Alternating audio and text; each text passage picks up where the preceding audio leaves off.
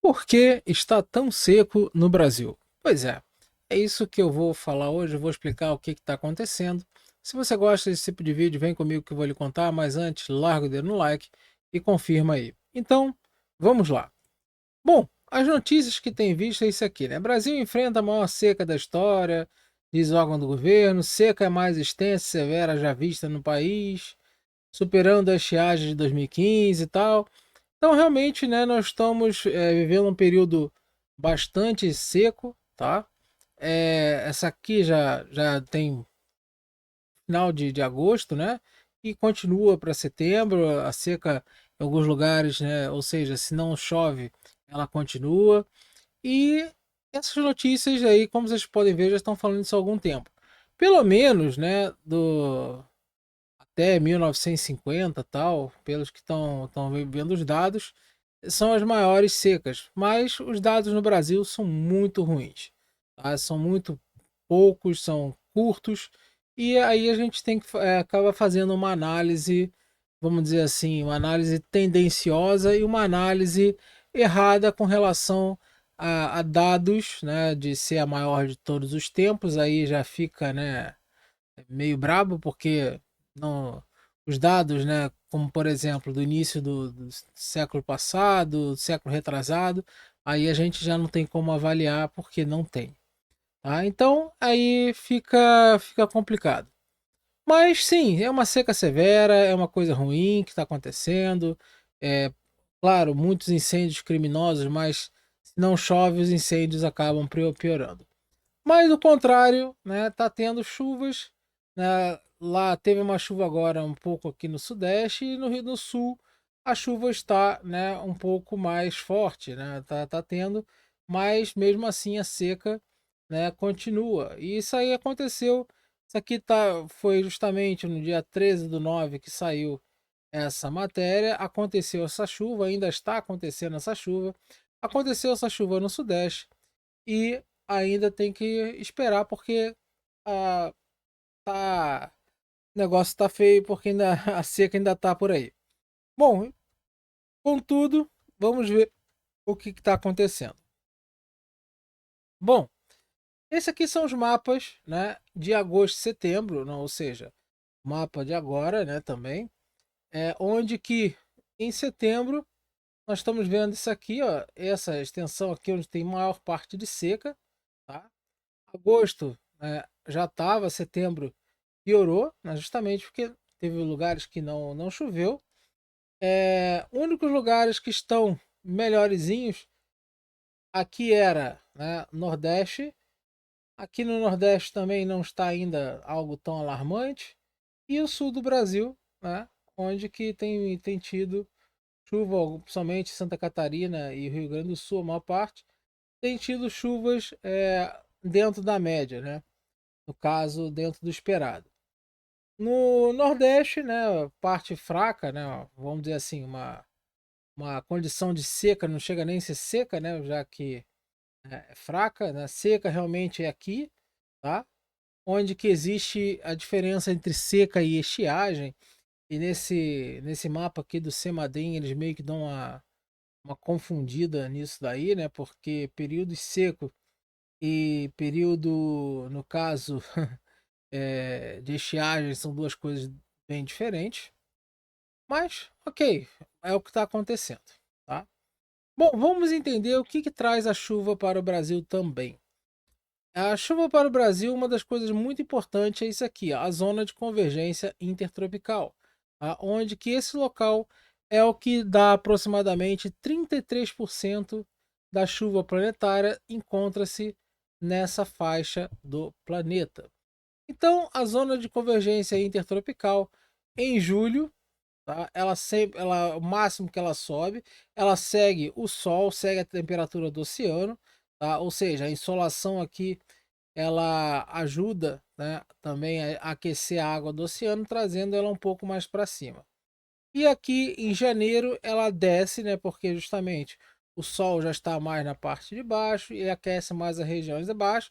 Então essa zona ela segue, né, isso, onde em julho, onde é o período mais seco, né, no Brasil, onde que parte da Amazônia parte aqui também do Centro-Oeste, tem até aquele arco, né, de incêndios, né, temporada de incêndios na Amazônia e tal, parte do Cerrado também fica seco, e justamente, né, por causa disso aqui, a zona de convergência intertropical, onde que nós podemos ver, tá, aqui, né, no caso, né, essa modelo lá no SMWF, onde mostra, né, a zona de convergência intertropical, né, provocando chuvas. E essa chuva, tá, ela não chega normalmente aqui em cima no Saara, tá, e eu expliquei por quê. E justamente, tá, ela cruza aqui nós temos, né, florestas tropicais também, inclusive do Congo, né, a bacia do Congo, a floresta do Congo, né, que é a segunda maior, tô perdendo para a Amazônia, está nessa região e, né, vem vindo e provoca essa entrada de chuva aqui no Brasil. Só que aqui nós estamos realmente, né, em agosto, tá? Agosto ela tem mais ou menos essa posição, né, em relação aqui à média, tá? Foi agosto desse ano. E essa estava numa posição um pouco mais alta do que o comum. Ou seja, essa zona aqui um pouco mais alta do que o comum, ela faz com que a chuva, né, nós podemos ver que isso vem acontecendo desde junho, tá? Desde junho. Julho é o máximo dela, lá para cima. E agosto ela já devia começar a voltar um pouquinho, apesar de que ainda teria um período mais seco aqui na Amazônia e tal. E acontece que nessa situação aqui da zona de convergência intertropical, quando ela está um pouco mais para cima, ela não faz essa entrada, tá, aqui no Brasil. Uma coisa que acontece é justamente a questão aqui, ó, do mar mais aquecido, onde que a gente vê que a zona de convergência intertropical, né, ela segue justamente esse aquecimento, então ela não consegue, né, fazer essa entrada no Brasil, que já não faria mesmo essa entrada durante o período, né, do ano. Tá? E com isso, nós vamos ver aqui o seguinte: tem um mapinha, tá, onde nós vamos ver a questão, né, do das correntes, tá? Isso aqui é justamente o chamado, né, rios voadores, né, que eu não gosto de chamar de rios voadores, mas chamado advecção. Onde que a zona de convergência intertropical nós estamos vendo aqui em cima, tá? Ó, nós estamos vendo aqui em cima a zona de convergência intertropical e pouca umidade descendo aqui. Mas tem uma umidade aqui, ó, é uma faixa dessa aqui que não está vindo da Amazônia, mas está aqui, ó. E aí a gente vai descobrir o porquê agora, que é isso aqui que está provocando chuva no sul. Quando a gente coloca aqui as pressões, né, no caso, as isóbaras, nós vemos que aqui no Brasil, aqui no centro do Brasil, tá? Pelas isóbaras, nós vemos que tem uma alta pressão localizada aqui, tá? Que acaba impedindo mais ainda o deslocamento da zona de convergência intertropical um pouco mais para baixo, tá? Além do, claro, do aquecimento da água do Atlântico. E nós estamos vendo aqui embaixo, ó, um verdadeiro bloqueio atmosférico, tá? Onde que centro de alta pressão e centro de alta pressão. Isso aqui que está uma baixa pressão que se prolonga aqui entre dois centros, isso aqui é uma frente fria estacionária, onde a frente fria ficou estacionária ali no sul, ela não conseguiu avançar porque bateu em outro paredão aqui de alta pressão pela isobárica que está mostrando. Tá? Se a gente voltar um pouco, essa isobárica ela vai ficar um pouco mais melhor definida, né? Onde que justamente aqui, ó, essa alta pressão aqui em cima, tá? Segura um pouco até vem a umidade, mas não forma nuvem, tá?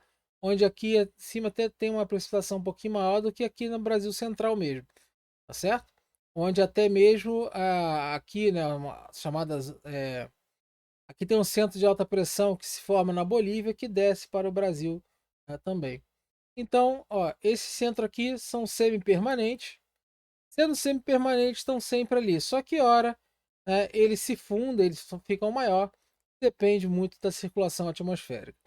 E principalmente dessa época do ano. Tá? Então, ela simplesmente bateu aqui. Tá? A frente fria vai bater aqui. E se a gente descer aqui para a Antártica, tá? Antártica, pelas isobáricas, nós estamos vendo aqui tem uma baixa pressão. Isso aqui é Península Antártica, ou seja, tem frente fria saindo. Só que ela bate aqui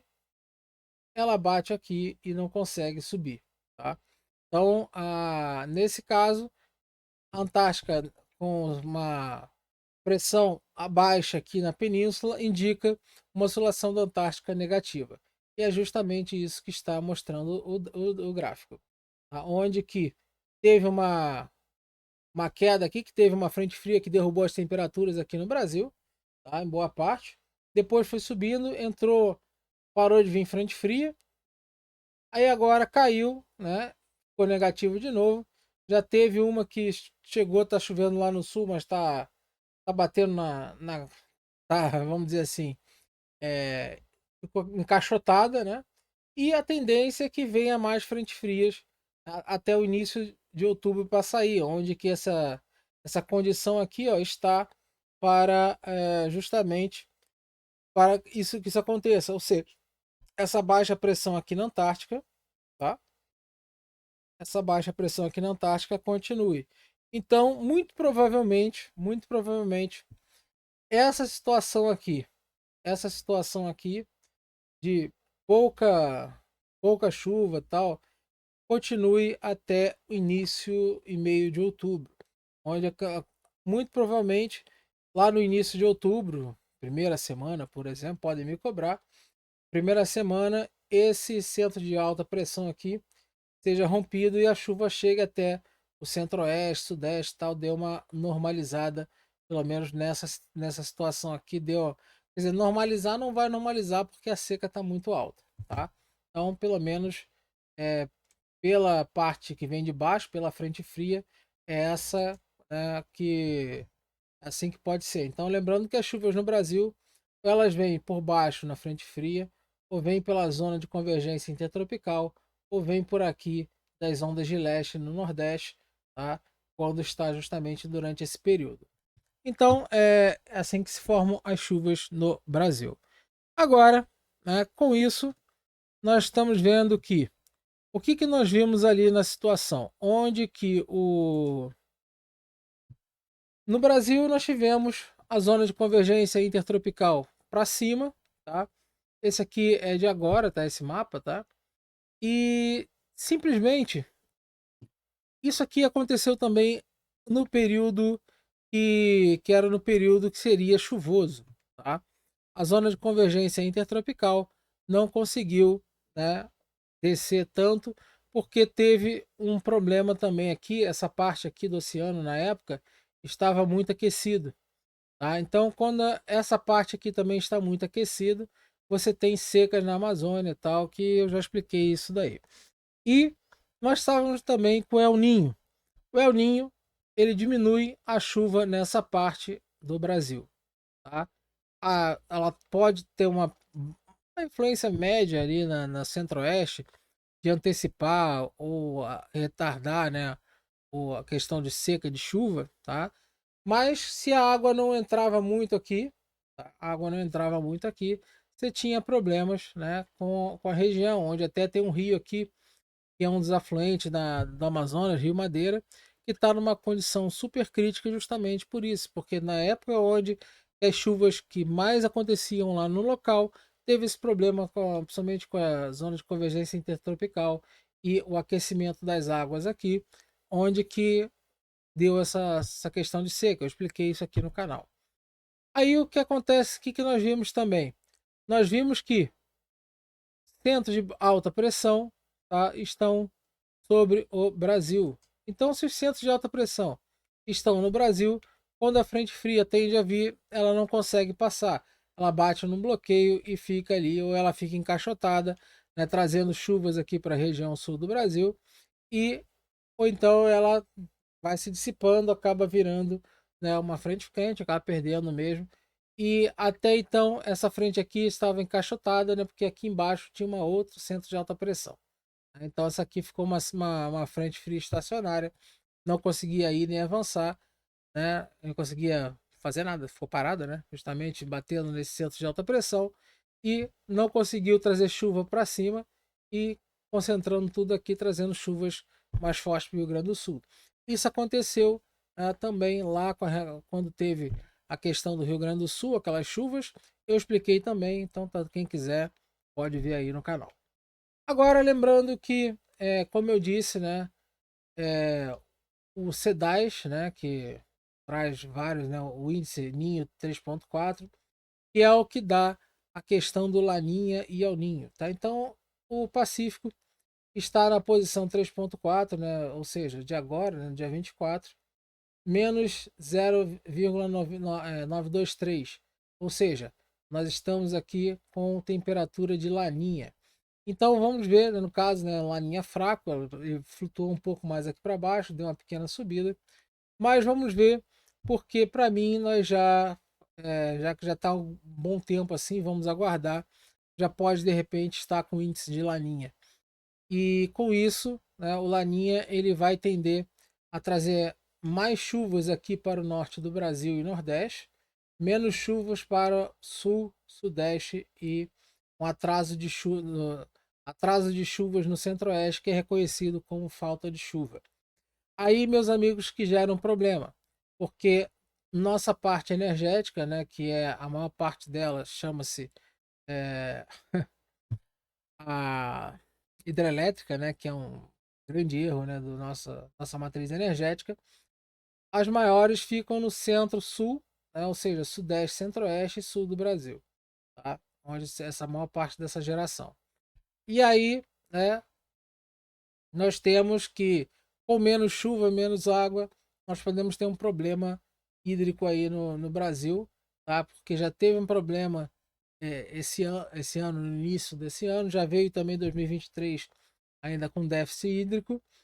Pegou 2024, piorou essa situação, como eu já expliquei nesse vídeo, e entrando realmente um laninha, né? Como pode tá para acontecer, ou para mim já pode meio que decretar, tá? E aí o que acontece? Isso aí pode sim trazer problemas para a questão hídrica do país, onde que o governo acertadamente já, infelizmente, né, mas acertadamente, já ligou as termoelétricas, tá? As termoelétricas foram acionadas e infelizmente isso aí vai doer no nosso bolso. Tudo porque, né, os investimentos em matriz renovável, aquela, né, eólica e solar, tal, elas são intermitentes, não tem uma fonte, né, completamente, vamos dizer assim, segura. Se aumentar a quantidade de chuva aqui, pode ter dias que vai diminuir ainda mais a geração. O certo mesmo seria investir na energia nuclear e ter sim uma fonte de energia estável, segura, para a gente não ter esses problemas.